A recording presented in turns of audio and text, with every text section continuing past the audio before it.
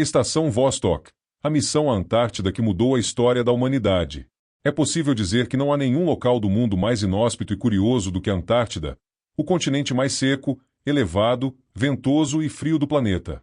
Situado no hemisfério sul, ao redor do Polo Sul, cobre uma área de quase 14 milhões de quilômetros quadrados, dos quais cerca de 98% de sua superfície é coberta por gelo, podendo chegar a 5 quilômetros de profundidade, e contém 70% da água doce do planeta.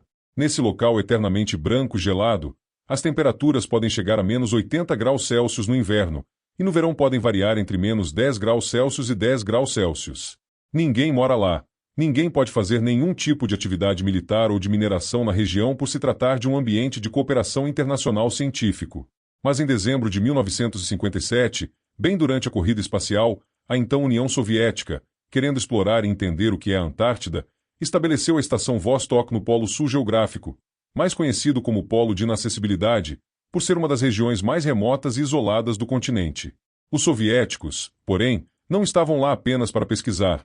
Estabelecer uma base científica na Antártida foi um componente político, visto que a presença deles na região reforçava o prestígio e a influência do país em um dos períodos mais delicados do século XX.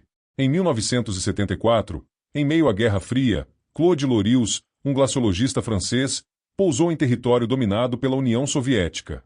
Acontecia ali a missão à Estação Vostok, que mudou o curso da humanidade. A Epifania de Lorius. Em 1952, o Conselho Internacional de Ciência propôs um Ano Geofísico Internacional, IGY, uma espécie de arena global onde as nações podiam expressar suas rivalidades de maneira pacífica por meio da ciência e da exploração, em vez da destruição e da guerra, promovendo o intercâmbio de dados e resultados científicos. Foi uma maneira essencial de equilibrar a Guerra Fria e focar no futuro da humanidade no pós-guerra destrutivo de 1945. E isso não apenas impulsionou a pesquisa individual, mas também facilitou a troca de conhecimentos e técnicas entre as nações. Em 4 de outubro de 1957, 3 meses após o lançamento do IGY, o lançamento do primeiro satélite artificial, o Sputnik 1, pela União Soviética, inaugurou a era espacial e oficializou essa arena global de estudo da Terra e do espaço.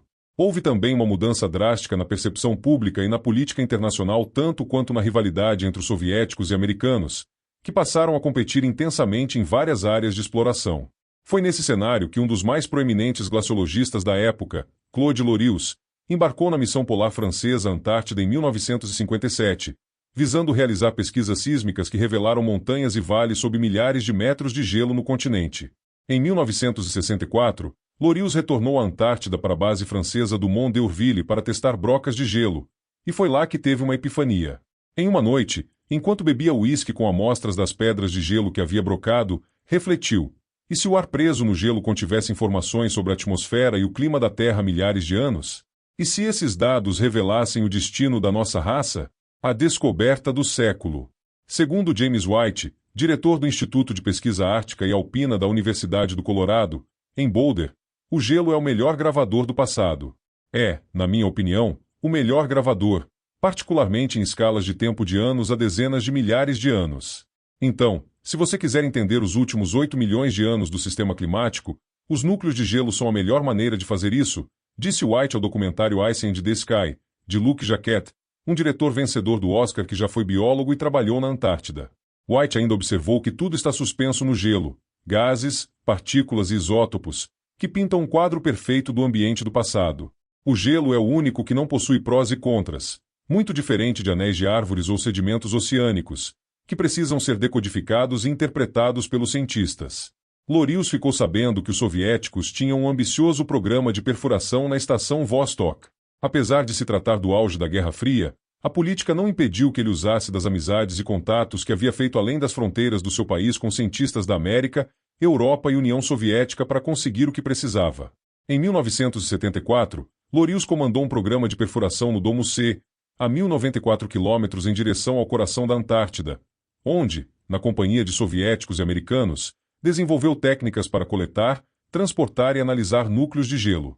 Lorius projetou e testou brocas com a ajuda de Chester Langvay, cientista do Laboratório de Pesquisa e Engenharia de Regiões Frias do Exército dos Estados Unidos.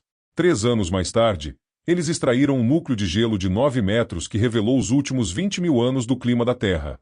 O gráfico do estudo mostrou que os níveis de CO2 e temperatura ao longo da história do planeta sempre mudaram em sintonia com os níveis de gases de efeito estufa na atmosfera. Quando os níveis de CO2 estavam mais baixos, o planeta estava mais frio e vice-versa. Aquele foi o início de uma das maiores descobertas modernas, mudando o curso da humanidade. Aquele núcleo de gelo foi apenas a ponta do iceberg, pois a maior revelação ainda estava por vir. A equipe de Lorius extraiu um núcleo de gelo que remonta a 420 mil anos, que estava localizado a uma profundidade de mais de 2.000 metros no gelo. Em 1984, o glaciologista voou até a estação Vostok em 11.300 e trouxe amostras do fragmento para Grenoble, na França. A jornada em si para transportar a coluna de gelo de 2 metros, que em sua extremidade mais antiga tinha 160 mil anos, de Vostok para o laboratório do glaciologista Jean Jouzel em Saclay, na França, foi épica. Foi necessário transportar o gelo antigo em um avião americano até um navio soviético, que o levou para a costa francesa, onde um caminhão refrigerado transportou para o Comissariado de Energia Atômica e Energias Alternativas, em Paris. A equipe de Jouzel analisou imediatamente o deutério, uma forma pesada do hidrogênio que compõe a molécula de água. Quanto mais quente, mais deutério há na neve depois. Por meio de proporção matemática, eles calcularam com precisão as temperaturas dos últimos 160 mil anos. Em 1º de outubro de 1987, os resultados da pesquisa de Jouzel foram publicados na revista Nature sob uma declaração bombástica. O aumento do dióxido de carbono na atmosfera causa o aquecimento global.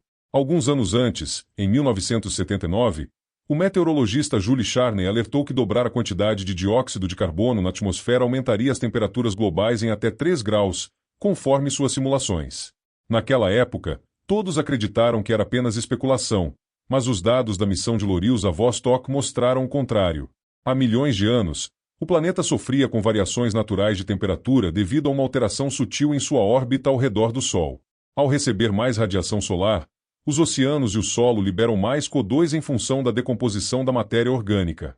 Agora, no entanto, é a humanidade que está fazendo isso mecanicamente com seus meios poluentes.